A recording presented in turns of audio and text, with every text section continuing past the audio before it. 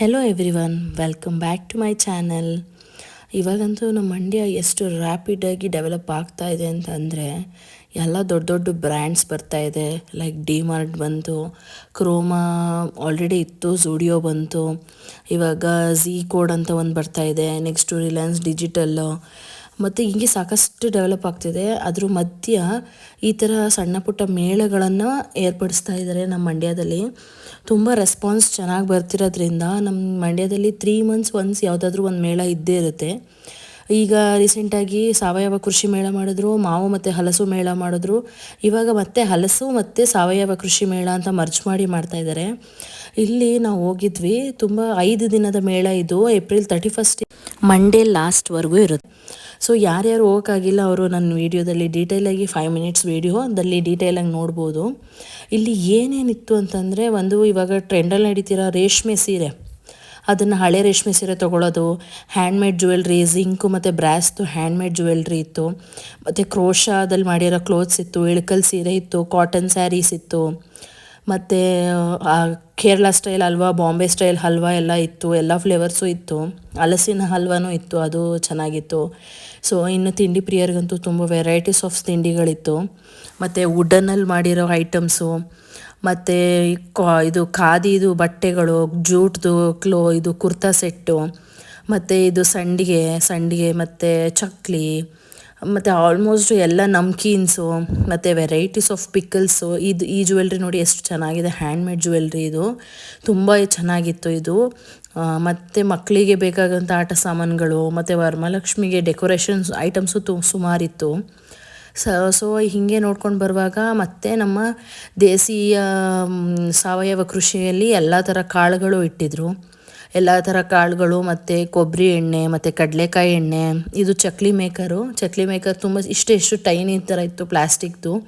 ಅದರಲ್ಲಿ ಚಕ್ಲಿ ಮೇಕರ್ ಎಲ್ಲ ಇತ್ತು.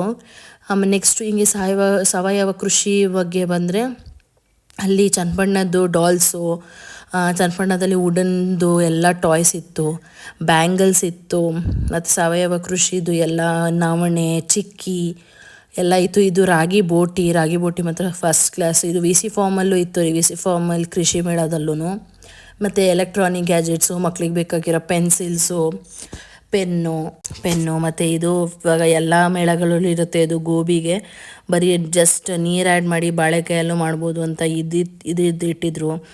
ನೆಕ್ಸ್ಟು ಇನ್ನು ಪ್ಲ್ಯಾಂಟ್ಸ್ ಬಗ್ಗೆ ಹೇಳ್ಬೇಕಂತಂದರೆ, ಸಾವಂತಿಗೆ ಹೂದು 5 ಕಲರ್ ಇಟ್ಟಿದ್ರು. ಸೇವಂತಿಗೆ ಹೂವು 5 ಕಲರು ತುಂಬ ಬ್ಯೂಟಿಫುಲ್ಲಾಗಿತ್ತು. 100 rupees ಅಷ್ಟೇ ಇದು. ನಾನು ತಗೊಂಡೆ, ನೋಡಬೇಕು ನೆಕ್ಸ್ಟು ಹೆಂಗೆ ಬರುತ್ತೆ ಅಂತ.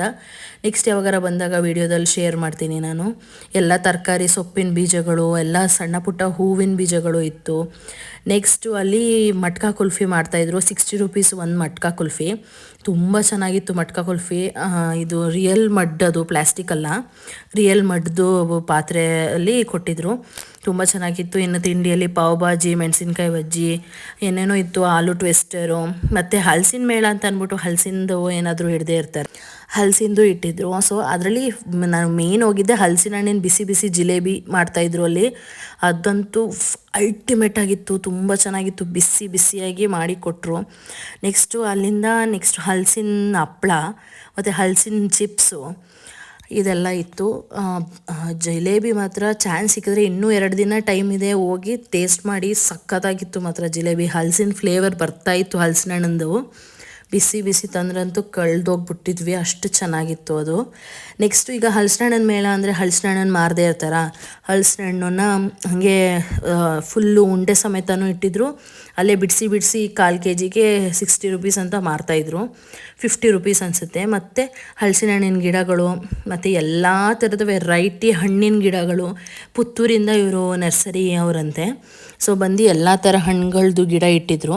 ನಾನು ಸುಮಾರು ಗಿಡ ತೊಗೊಂಡೆ. ನಾನು ಗೋವಾ, ಮತ್ತು ಸೀಬೆಹಣ್ಣು, ಮತ್ತು ಇದು ಕೋಕುಮ್ಮು, ಮತ್ತು ರಾಂಬೂಟಾನು, ಮತ್ತು ಸ್ವೀಟ್ ಲೈಮ್ ಗಿಡ ಇದೆಲ್ಲ ತೊಗೊಂಡೆ.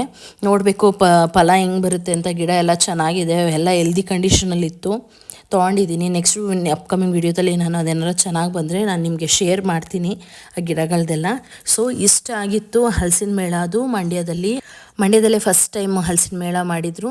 ತುಂಬ ಸಕ್ಸಸ್ಫುಲ್ಲಾಗಿ ನಡೀತು 2 ದಿನ. ಇನ್ನೂ 2 ದಿನ ಇದೆ. ಟೈಮ್ ಸಿಕ್ಕಿದ್ರೆ ಹೋಗಿ ಮಕ್ಕಳ ಜೊತೆ ಫ್ಯಾಮಿಲಿ ಜೊತೆ ಹೋದರೆ ತುಂಬ ವರ್ತ್ ಇಟ್ ಅಂತ ಹೇಳ್ಬೋದು. ಸೊ ಇದೇ ಥರ ಯೂಸ್ಫುಲ್ ವೀಡಿಯೋಸ್ಗಾಗಿ, ಇದೇ ಥರ ನನ್ನ ಲಾಗ್ಸ್ಗಾಗಿ ನನ್ನ ಚಾನಲ್ನ ಲೈಕ್ ಮಾಡಿ, ಶೇರ್ ಮಾಡಿ, ಸಬ್ಸ್ಕ್ರೈಬ್ ಮಾಡಿ. Thank you for watching.